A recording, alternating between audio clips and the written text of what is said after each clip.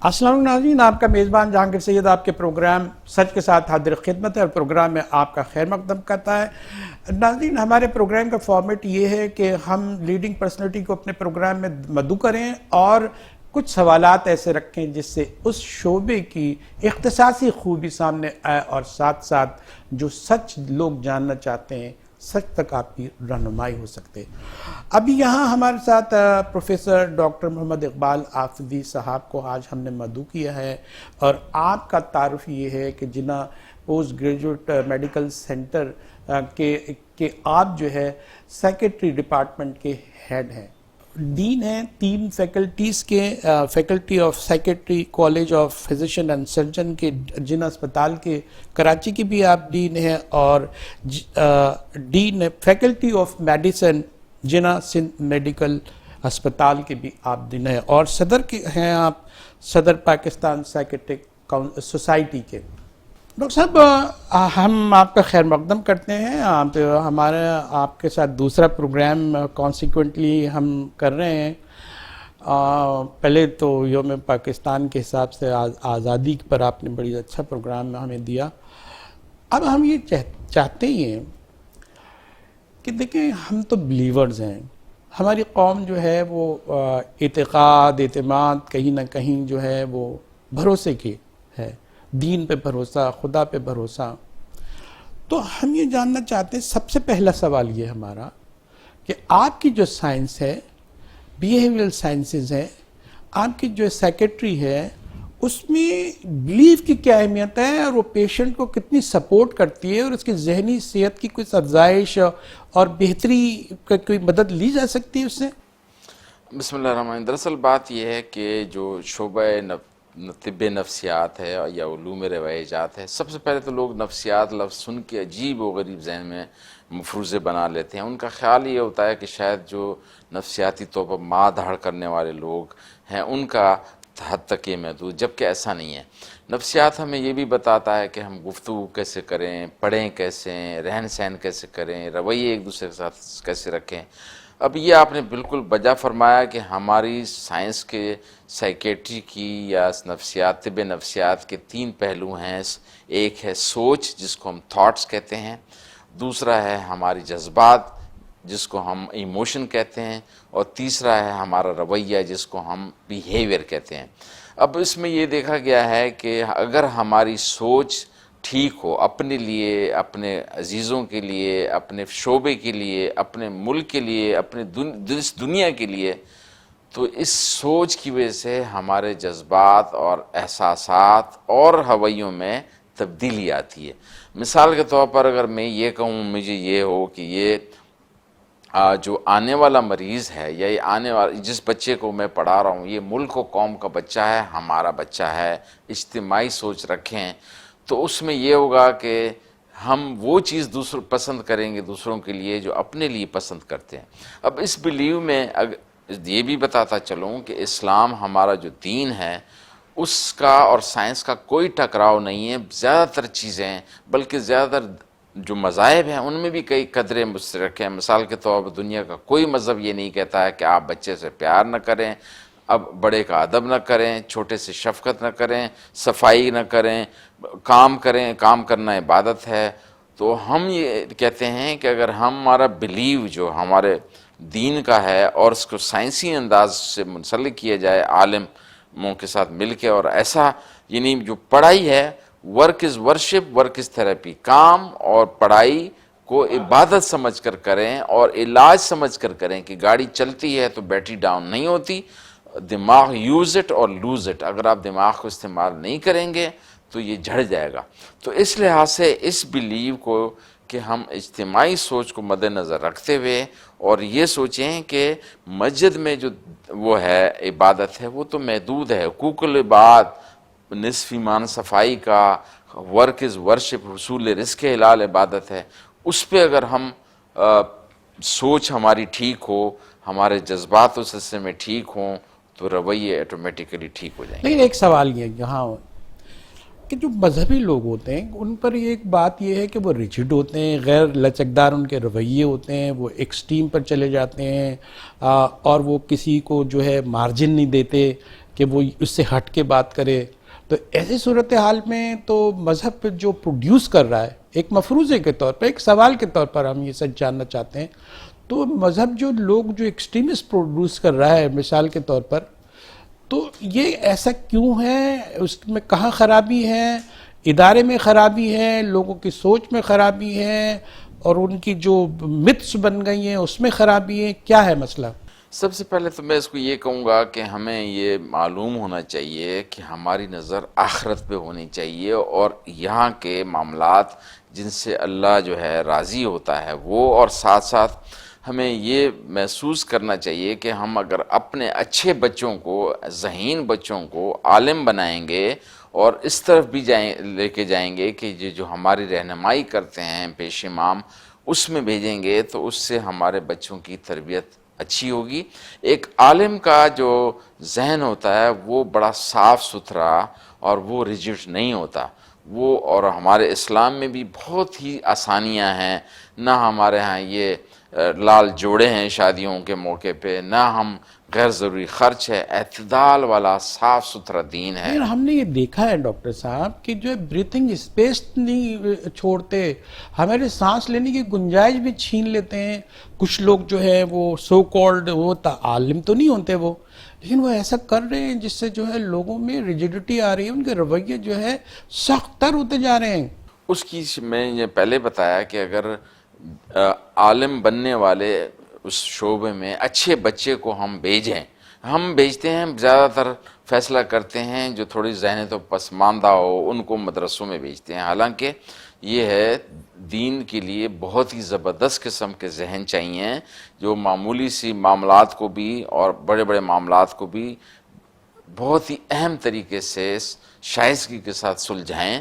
تو اس سے پھر یہ ہوگا کہ جو ہم عام زندگی میں اٹھنا بیٹھنا کام کرنا پڑھنا اس کو ہی عبادت سمجھ کے کیا جائے، اور ایک دوسرے کا اجتماعی طور پر خیال رکھتے ہوئے جس طرح سے مہمان کا خیال رکھتے ہیں، اسی طرح سے اگر ایک جو دکاندار ہے وہ گاہک کا اتنا خیال رکھے، اسی طرح سے اگر ایک گاڑی کا بندہ ہے وہ مسافر کا اتنا خیال رکھے، تو یہاں مسئلے مسائل ہی نہیں ہوں گے اور پلیزنٹ ماحول ہوگا. سر ایک سوال اور ہے جس کا جواب ہم تلاش کرتے ہیں لیکن ادھورا سا جواب ملتا ہے.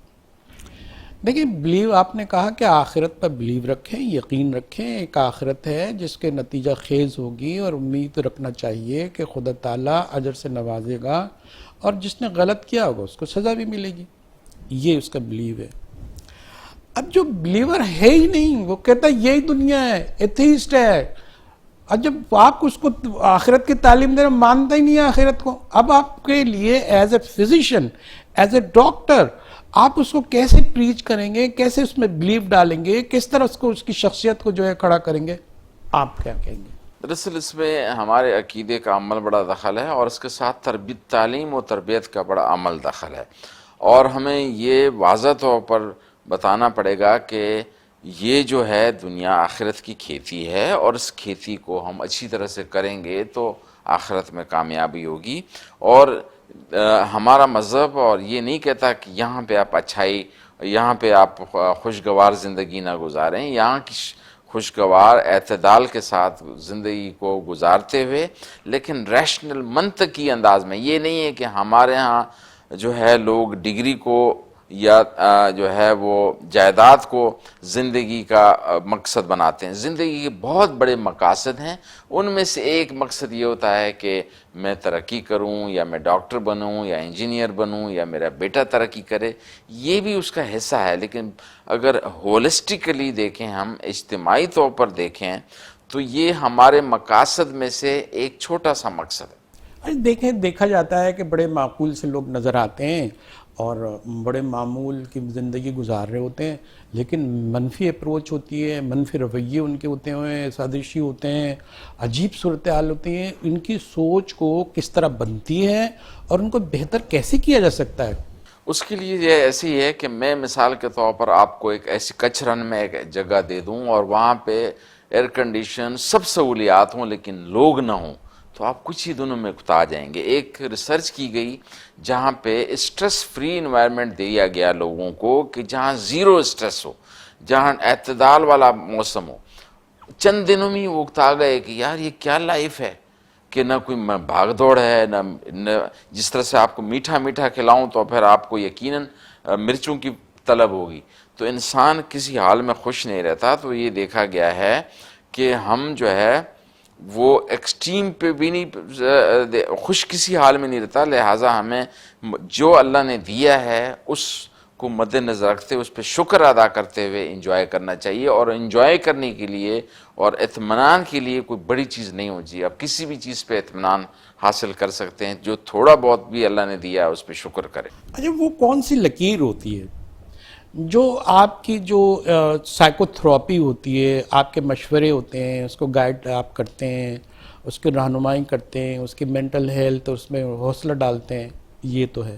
جہاں میڈیسن کا جو ہے وہ ضروری ہو جاتی ہے, اور یہ جو ہے صرف باتوں سے نہیں ہو پاتا, جو اس کی, تو یہ کون سی لائن ہے کہ جس کو ہم یہ کہیں کہ اب میڈیسن ضروری ہے, اور اس سے پہلے جو ہے وہ آپ کے رویوں میں تربیت کے ذریعے, پریچنگ کے ذریعے آپ کو بہتر بنایا جا سکتا ہے؟ دیکھیں, اس میں پہلے تو یہ مفروضہ تھا کہ ہماری ڈپریشن یا انگزائٹی یا خوف جو ہے یہ فنکشنل ڈس آرڈر ہیں, اس کا کوئی نیچے وجود نہیں ہے. اب یہ سائنس سے ثابت ہو گیا کہ نہیں, دماغ میں ایک خاص کیمیکل جیسے سیروٹونین کا لیول کم ہو جائے تو اداس ہو جاتا ہے, ڈوپامین کا لیول بڑھ جائے تو کانوں میں آوازیں, شکوک و شبہات ہوتے ہیں.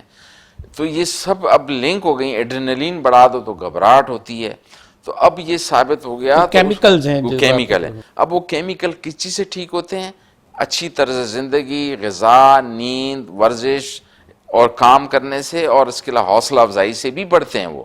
جیسے میں ابھی آپ کو بولوں کہ آپ ماشاءاللہ اس اچھے لگ رہے ہیں, یا اللہ تعالیٰ کو تعریف کی ضرورت نہیں ہے لیکن وہ بھی تعریف سے خوش ہوتے ہیں, الحمدللہ رب ہر رکعت میں چاہتے ہیں. اس طرح اگر ہمیں ایک دوسرے کی تعریف کریں تو کیمیکل بڑھ جاتے ہیں. پھر اس کے ساتھ ساتھ گفتگو کے ذریعے سے بھی ہم کوگنیٹو بیہیویئر تھراپی سے دماغ میں وہی چینجز آ جاتی ہیں جو دوائی سے آتی ہیں. اسی طرح سے پھر یہ ہوتا ہے کہ وہ کیمیکل کو ٹھیک کرنے کے کئی طریقے ہیں. ایک تو غذا کا ہے, نیند کا ہے, اور اس کے ساتھ ورزش کا, اور ساتھ ساتھ اچھی گفتگو, انوائرمنٹ کا, اور پھر کیمیکل کا ذریعے بھی دوائیوں کا سہارا بھی لیتے ہیں جس سے اس سیروٹونین کا لیول بڑھتا ہے. دیکھیں یہاں پہ یہ بات تو سمجھ میں آئے کہ کیمیکل کے یوز سے جو ہے سپلیمنٹری سپورٹ ہوتی ہے اور اس میں بہتری آتی ہے, وہ بہتر طور پر زندگی گزار سکتا ہے. لیکن جس طرح کے پریچنگ ہوتی ہے, اچھے لوگوں کی محفلیں ہوتی ہیں, وہاں آدمی وینٹیلیٹ ہوتا ہے, اپنا ساری چیزیں بتاتا ہے, دکھ کم کرتا ہے, ایک سوسائٹی ہوتی ہے. تو سوسائٹی کے لیے آپ سجیسٹ کریں گے, ظاہر ہے تو آپ تو ایکسپرٹ ہیں, اب آپ جو بھی کہیں گے وہ درجہ رکھتا ہے کہ آپ اس کا علاج بتا رہے ہیں, کیا کرنا چاہیے؟ اصل میں دراصل بات یہ ہے کہ پہلے تو ہم کہتے ہیں کہ ذہنی صحت کا فروغ ہو, اور اس کے لیے اچھے والدین بچوں کی تربیت, اور اس کے ساتھ اچھے اسکولوں میں اسکولوں کی تربیت ایسے ہو. والدین اچھے کیسے لائیں؟ ابھی ایک چین ہے یہ تو. ہاں, اب والدین کے لیے یہ ہے کہ صرف مادی طور پر وہ نہ سوچیں. ایک ماں یا باپ جو بچے کو گود میں لیتا ہے, حگ کرتا ہے, اس کے اندر باقاعدہ کیمیکل نکلتے ہیں. اسی طرح سے آکسیٹوسن, ایڈرینلین اور سب BDNF یہ سب نکلتے ہیں. اور وہ میں بھی پھر کہوں گا کہ وہ اچھے رویے سے, غذا اور کچھ اللہ تعالیٰ کی ایسی مثال کے طور پر اللہ کی بہترین جو نعمت ہے وہ نیند ہے, لیکن ہم اس کو ایز اے گرانٹیڈ لیتے ہیں کہ کوئی اہمیت نہیں, جبکہ اس کی بڑی اہمیت ہے. وہ اگر ہمارے جو ہے ایک تجربہ کیا گیا, ایک بندے نے 11 دن تک وہ آن ریکارڈ نہیں سویا, اور تیسرے دن ہی اس کی عجیب غریب سوچ ہو گئی, وہ اپنے آپ کو فٹ بالر سمجھتا تھا جبکہ فٹ بالر تھا ہی نہیں.